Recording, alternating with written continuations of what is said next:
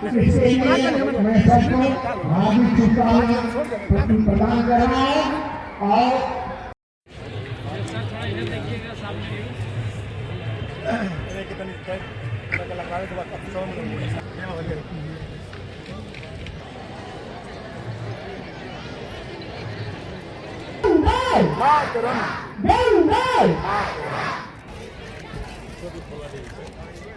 Calendar भी है।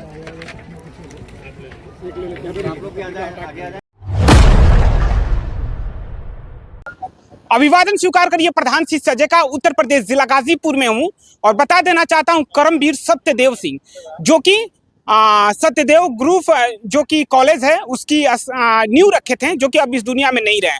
लेकिन टेक्नोलॉजी तो बढ़ेगी ही बढ़ेगी, लेकिन कहीं ना कहीं संस्कार हम सभी लोगों का छूट रहा है। और 7वीं पुण्यतिथि मनाई गई है कर्मवीर सत्यदेव सिंह की।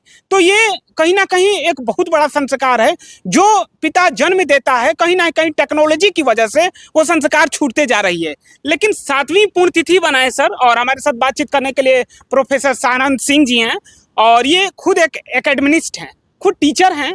और सर टेक्नोलॉजी कहीं ना कहीं तो बढ़ेगी बढ़ेगी, वो रुकने वाली चीज़ नहीं है। लेकिन आज की युवा पीढ़ी में कहीं ना कहीं संस्कार छूट रहा है। और आपने 7वीं जयंती मनाई अपने पिताजी का और तमाम लोगों को एकत्रित किया, ये बहुत बड़ी बात है। वो सत्यदेव ग्रुप ऑफ कॉलेजेस के संस्थापक पूज्य पिता करमवीर सत्यदेव सिंह आज़ादी के बाद ही शिक्षण संस्थानों के संस्थापक रहे। 1950 के दशक में इंटरमीडिएट कॉलेज की स्थापना अपने गांव में किए। फिर बाद में उस कॉलेज को सजाने के लिए इलाहाबाद विश्वविद्यालय से पढ़ के आए, प्रिंसिपल हुए। अवकाश ग्रहण करने के बाद सन 2000 में डिग्री कॉलेज की स्थापना हुई, जिसका नाम अपने पूज्य गुरु डॉक्टर राम मनोहर लोहिया के नाम पर उन्होंने उसको समर्पित किया, जो एक तरह से जिले के प्रथम शिक्षण संस्थानों में उच्च शिक्षा के आता है। उच्च शिक्षा की पूरी आधारशिला जो 12 ब्लॉक की है वो तत्कालीन समय में उसी कॉलेज पर रही। हम दोनों भाई प्रोफेसर हैं। लगभग 2000 सन में यहाँ ज़मीन ले करके गाजीपुर जनपद में तकनीकी शिक्षा, स्वास्थ्य शिक्षा, प्राविधिक शिक्षा, नर्सिंग एजुकेशन के लिए एक बड़ा संस्थान उन्होंने आयोजित किया। उनकी स्मृति में ये शिक्षण संस्थान आगे बढ़ रहे हैं। इन संस्थानों के आज के उत्सव का सबसे बड़ा उद्देश्य यही है कि जिन रास्तों और मूल्यों को लेकर के मेरे पूज्य पिता ने डिग्री कॉलेज या पॉलिटेक्निक कॉलेज या फार्मेसी कॉलेज या नर्सिंग कॉलेज या ITI कॉलेज या अनेक संस्थान जो भी इसमें आते हैं उनकी स्थापना करके गए। आज नवीन भवन सत्यदेव इंटरनेशनल स्कूल का भी बन गया है। BSc नर्सिंग है, GNM है, फार्मेसी के D फार्म, B फार्म है, पॉलिटेक्निक है, ITI, तमाम शिक्षण संस्थान हमारे यहाँ। लगभग 12 विषय में MA है, 5 विषयों में MSc है। कॉमर्स की शिक्षा का बड़ा केंद्र है। 8000 के आसपास विद्यार्थी गाजीपुर जनपद के सरकारी कॉलेजों के बाद उनका एक सपना था कि एक बड़ा विकल्प सत्यदेव कॉलेज बने। और उस ओर हम दोनों भाई और हमारे लोग जो इन शिक्षण संस्थानों के प्रबंधकीय बोर्ड में है, बोर्ड ऑफ डायरेक्टर्स में है, उनकी सम्मति से इसे हम आगे बढ़ा रहे हैं। इसके पीछे एक बड़ा मकसद आज की तारीखों का 27-28 के संगोष्ठी का जो सबसे बड़ा मकसद यही होता है कि देश भर के विद्वानों का, आचार्यों का हम सम्मान करते हैं, उन्हें बुलाते हैं। विद्यार्थियों के बीच में चाहे प्रशासनिक अधिकारी हों चाहे नेता हों, विद्यार्थी के सामने एक मॉडल आता है कि क्या राजनेता होता है, क्या IAS अफसर होता है, क्या PCS होता है, कैसे इंजीनियर्स होते हैं, कैसे प्रोफेसर्स होते हैं। और कल जब हम बनेंगे, क्योंकि जो विद्यार्थी देखता है वही बनता है, नया नहीं बनता है।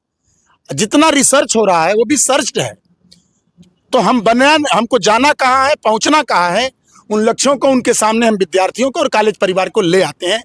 इस भाव से ये राष्ट्रीय संगोष्ठी आज लोकतांत्रिक समाज में शिक्षा किस रूप में काम करती है, आगे बढ़ती है, आयोजित है। 2 दिनों तक देश और विदेश के विद्वान, कुलपति, आचार्य रहेंगे और अपनी बात रखेंगे। उसका एक बड़ा व्यापक प्रभाव शिक्षा का होता है। शिक्षा का जो बड़ा उद्देश्य है वह समाज सेवा का है, लोगों को जोड़ने का है, भाईचारे का है, राष्ट्र की एकता और अखंडता का है। राष्ट्र के वे सभी मूल्य जो हम अपने संविधान में लिखे हैं, चाहे वो प्रियम्बल में लिखे हों, चाहे पार्लियामेंट्री सिस्टम को डेवलप करते समय भारत के संसदीय शासन प्रणाली में, जिसको पार्लियामेंट रोज रोज बना रही है, वहाँ रखे हैं।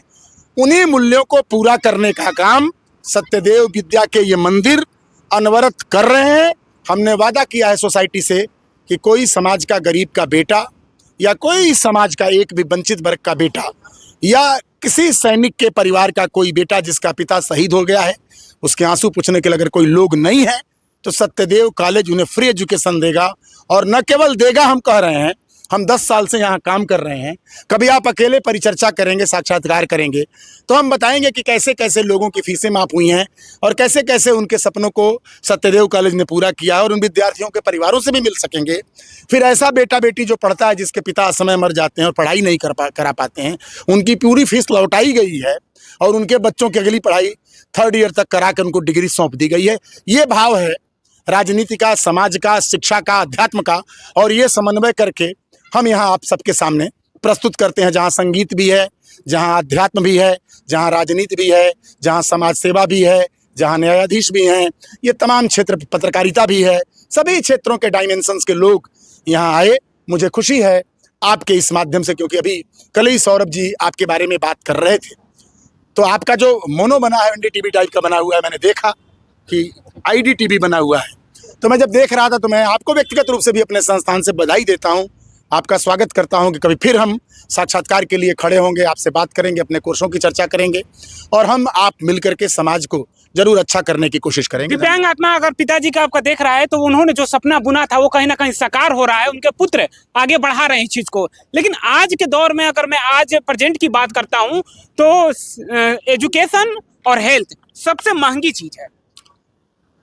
देखिए, क्योंकि मैंने BHU से स्वास्थ्य के लिए जिस तरह से सरकारें आगे बढ़ी हैं, आयुष्मान की जब योजना आई तो मैं उस पर चिंतित था कि पता नहीं है कितना काम कर पाएगी, कारगर होगी कि नहीं होगी। मैं किसी जाति और राजनीतिक पार्टी के कार्यकर्ता होने के नाते इन बातों को नहीं कह रहा हूं, लेकिन आप समझ लीजिए कि आयुष्मान कार्ड के धारण करा देने से, आयुष्मान कार्ड को प्रधानमंत्री जी की स्कीम आ जाने के बाद निश्चय ही यह बात कही जा सकती है कि भारतवर्ष का रहने वाला कोई भी गरीब दवाई से वंचित नहीं रहेगा। ये जिम्मेदारी से बात कर रहा हूं। शिक्षा के लिए जो निःशुल्क शिक्षा की बात अगर की गई है तो आज भी पहले से बेहतर निरंतर प्रधानमंत्री जी और मुख्यमंत्री जी शिक्षा व्यवस्था को पटरी पर ले आने का प्रयास कर रहे हैं। निश्चय ही 7 वर्षों के बाद हम पहले से अच्छे रास्ते पर हैं। तो मनुष्य का दायित्व है कि वह आगे बढ़े, प्रयास करे, सकारात्मक सोचे तो उसको रास्ता बनेगा और आगे बढ़ेगा। हम आपसे यही कहेंगे। बातचीत करने के लिए बहुत बहुत धन्यवाद। लेकिन सत्यदेव कॉलेज जो है शून्य से शिखर की ओर प्रस्थान किया है, और जब ऐसे लोग हमारे समाज में रहेंगे तो इसका जो सफर है वो रुकेगा नहीं और हमेशा तय करेगा। नमस्कार, मैं प्रधान शिक्षा उत्तर प्रदेश जिला गाजीपुर से अपने सहयोगी राधेश्याम राय के साथ।